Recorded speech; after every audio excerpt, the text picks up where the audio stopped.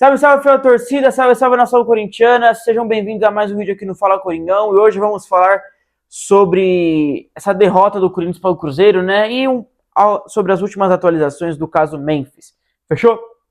Bom, rapaziada, mas antes de tudo, deixe seu like aqui no vídeo, se inscreva no canal e ative o sininho para receber notificações quando o Fala Coringão posta um vídeo novo, fechou? E também, é claro, siga a gente nas outras redes sociais, a gente está postando conteúdos bem interessantes lá, vale a pena dar uma moral. Estamos no Instagram, TikTok, Twitter e Threads, e essencialmente nessas duas últimas, rapaziada, a gente está soltando notícia a cada instante sobre as novas atualizações do caso Memphis, então segue a gente lá, lembrando que são notícias checadas e reais, tá? Não é nada vozes da nossa cabeça, estamos inventando, não. É conteúdo com veracidade, com os fatos e com notícia checada, fechou? Bom, rapaziada, vamos falar sobre esse jogo do Corinthians e do Cruzeiro. Uma derrota muito injusta pra gente, uma derrota amarga. O Corinthians poderia ter saído e deveria ter saído vencedor da Neoquímica Arena nesse domingo. O Corinthians fez por merecer uma vitória ou por um empate, um resultado melhor do que uma derrota, mas acabou saindo derrotado dentro de casa por uma equipe que também não é fácil de se enfrentar, tá? O Corinthians dominou as principais ações do jogo, controlou boa parte do duelo, principalmente no primeiro tempo. O Corinthians foi dominante no primeiro tempo, controlava as ações da partida, posse de bola, envolvia o Cruzeiro, não era tão atacado, não sofria tanto perigo, porém o Corinthians precisou de atacantes e não tinha atacante, né? Porque o Pedro Raul é muito fraco, desculpa, não consegue jogar. E também o estilo de jogo do Corinthians, que estava na partida, também não era muito favorável a ele, não é verdade? E quando adotava características voltadas ao jogo do Pedro Raul, ele não correspondeu. O Corinthians, para mim, ele foi muito melhor que o Cruzeiro nos 90 minutos, principalmente no primeiro tempo, dominou as ações do jogo, controlou, mas não conseguia finalizar corretamente as jogadas. Eu até comentei lá no Twitter, o Corinthians tinha uma boa construção ofensiva, conseguia envolver o Cruzeiro, achar os espaços que precisava, porém na hora de finalizar as jogadas estava pecando e estava finalizando de uma maneira muito ruim. E aí é o que eu te falo, se a gente tivesse o Yuri Alberto, eu tenho certeza que o Corinthians tinha saído vencedor dessa partida, porque das jogadas construídas, se caísse no pé do Yuri, pelo menos uma delas, ele faria o gol. Você querendo ou não, o Yuri Alberto é protagonista desse time. Ele é o camisa 9, o fazedor de gols. Claro, tem os seus erros, mas ele é um jogador essencial para a equipe. Essencial para o ataque do Corinthians. No segundo tempo, a gente continuou melhor, continuou dominante, continuou criando, porém o Cruzeiro promoveu algumas substituições, colocou alguns titulares, o jogo nivelou um pouco, mas ainda assim o Corinthians era melhor. E não à toa chegou ao gol de empate. E aí eu vou falar aqui também. Os dois gols que o Corinthians tomou foram frutos de desatenção da defesa. 2 gols completamente evitáveis. Mas acabaram dormindo no ponto e tomaram esses 2 gols do Cruzeiro. Então, assim, para um adversário do nível do Cruzeiro, eu acho que o Corinthians correspondeu bem à altura e merecia ter saído vencedor. Mas agora, muito me preocupa essa coisa do Corinthians de controlar as partidas, controlar as principais ações do jogo, mas não matar a partida, não fazer o resultado, não construir o placar que precisa. Isso me deixa muito preocupado, ainda mais tendo em vista que está chegando um jogo eliminatório aí na quinta-feira. O Corinthians precisa resolver os seus jogos. E aí, a título de comparação para vocês, quando o Corinthians tinha o Yuri Alberto, o Corinthians fez um jogo desse nível contra o Remo e matou o jogo no primeiro tempo. Porque tinha um camisa 9, tinha um fazedor de gols lá na frente. Hoje não tinha um Pedro Raul que, me desculpa, é muito fraco. Ele é muito ruim, não consegue jogar, engessado no ataque, estava bem marcado, quando a bola caiu no pé dele, não conseguia resolver, fez 2 gols aí nas últimas partidas, mas a verdade é que ele não é pro Corinthians, não serve para jogar no Corinthians. Você vê, quando eu fui lá pro Ceará, fez grandes jogos, fazedor de gols, mas no Corinthians não deu certo. E vou além nessa teoria, nem teoria, nessa visão, de que jogos que o Corinthians começa a construir, tem triangulações, tem enfiadas de bolas, achar o espaço, precisa de um jogador igual o Yuri Alberto, e o Pedro Raul não é esse jogador. Tanto no jogo contra o Rosário, na quinta-feira passada, quanto no jogo contra o Cruzeiro nesse domingo, se a gente tivesse o Yuri Alberto, eu tenho certeza que ele tinha feito o gol, porque o Corinthians construiu jogadas favoráveis ao estilo de jogo dele. Mas infelizmente está machucado. Então, uma derrota bem ruim pra gente. A gente poderia estar pelo menos em sétimo se empatasse, e no melhor dos mundos, se tivesse vencido, estava em quinto lugar. Não achei errado da parte do Diniz entrar com o time titular para poder ganhar o jogo. Eu acho que ele estaria certo em ambos cenários, tanto preservando quanto colocando todos eles. E o time jogou bem, tá? Agora vai ter que se preparar, recuperar aí para quinta-feira. Eu acho que o Corinthians tem totais condições de fazer um bom jogo para poder passar de fase na quinta. Só que é aquilo, não adianta construir e não finalizar para gol. Ou melhor, não finalizar com qualidade para gol. Porque das poucas finalizações que o Corinthians conseguiu achar, finalizou mal. Ou, quando finalizava certo, desperdiçava o gol. Então, uma derrota bem injusta. O Corinthians foi merecedor, mas enfim, não aconteceu. E aí, rapaziada, vou aqui para as atuações individuais hoje. Que grande jogo do Carrilho, tá?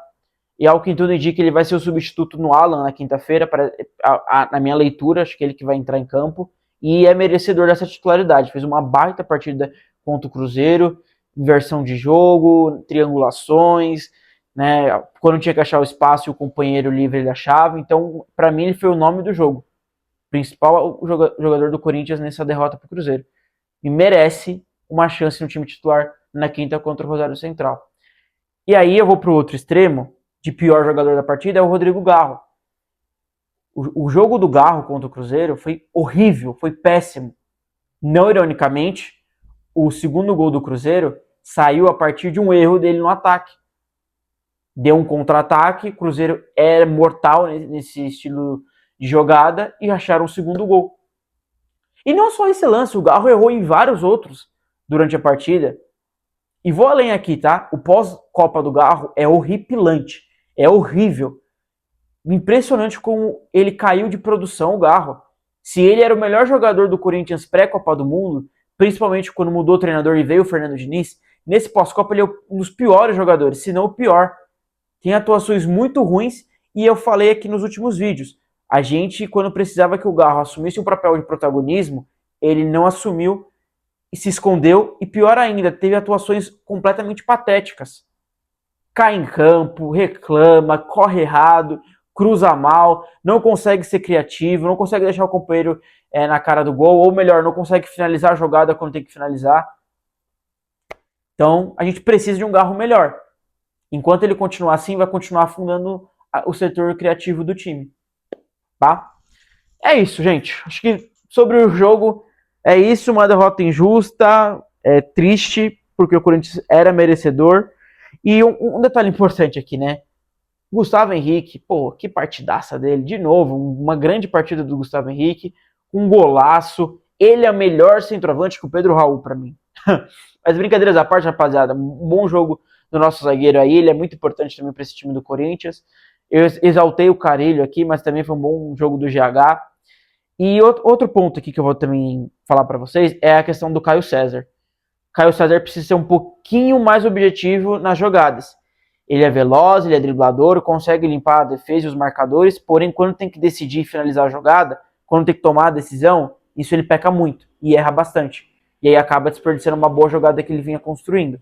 Então tem que ter um pouquinho mais de atenção e melhorar essa tomada de decisão final. Ou achar um passe, ou achar uma finalização, porque hoje ele, em alguns lances que ele poderia ter tido uma decisão melhor e gerar uma oportunidade para o Corinthians, ele tomou a decisão errada e acabou desperdiçando a jogada. Bom, rapaziada, e a novela Memphis, hein? Ganhou novos capítulos, pelo menos capítulos positivos. Até as últimas atualizações sobre esse caso, claramente, quando esse vídeo for postado, pode ser que a novela esteja em outro pé, pode ser que até tenha fechado, tenha renovado, ou não, né? Porque o Core vai ter uma reunião nessa segunda-feira, 5 horas da tarde, para debater o contrato do Memphis Depay. E aí, rapaziada, o que acontece? Mostra que o Osmar Stabile não consegue tomar uma decisão. Ele não consegue decidir, definir, renova ou não renova com o Memphis. Pelo que está saindo das notícias, o Memphis vai vir com uma nova contraproposta para o Corinthians, que vai reduzir ainda mais a sua pedida. Então a gente está vendo que o Memphis está se esforçando muito para ficar. Aí agora a pergunta é, se o Osmar Stabile vai querer assinar com ele ou não. Porque a gente já viu que ele não segurou esse rojão após ele anunciar a saída do Memphis na terça-feira. Ele não segurou. Ele ainda se viu mais pressionado quando os patrocinadores o questionaram e ficaram insatisfeitos com a saída do Memphis. Então, assim, eu acho que nessa queda de braço, a politicagem do Parque São Jorge vai acabar perdendo. Porque, por mais que seja um contrato bem engenhoso financeiramente, com altos valores, mesmo o Memphis reduzindo bastante condições, ainda assim vai ser mais vantajoso manter ele do que mandá-lo embora. Apesar de toda a politicagem do Parque São Jorge ser contrária à permanência dele. Mas, ao que tudo indica, caminha para um desfecho positivo e feliz dessa vez. Vamos ver, vamos esperar os próximos capítulos, mas eu espero mesmo que a gente volte com o Memphis depois, nesses próximos dias. Não sei se ele pode jogar esse jogo de quinta-feira contra o Rosário Central, mas ainda assim eu acho muito improvável porque não está treinando com o time, mesmo que assine e renove, capaz que ele fique à disposição só depois. Mas que fique, porque a gente viu que a gente precisa de atacantes, não dá pra gente depender de Pedro Raul, Guinegão e Dieguinho no ataque. Aí você olha, por exemplo, nesse jogo desse domingo, o ataque do Cruzeiro e o ataque do Corinthians. O desnível. Então a gente precisa renovar com o Memphis. É um contrato que vai vir mais baixo, com que tem já valores. Então vale muito a pena renovar com o Memphis por questões financeiras e também por questões esportivas. Fechou? É isso, rapaziada. Dá um like no vídeo, se inscreva no canal, siga o Fala Coringão em todas as redes sociais e inscreva-se no nosso canal aqui no YouTube. Dá um like no vídeo, já falei isso, né? Tamo junto e vai Corinthians, e eu espero que na quinta-feira a gente volte com um final feliz, tanto na Libertadores e ao longo da semana um final feliz na novela Memphis. Fechou? Tamo junto, é nóis!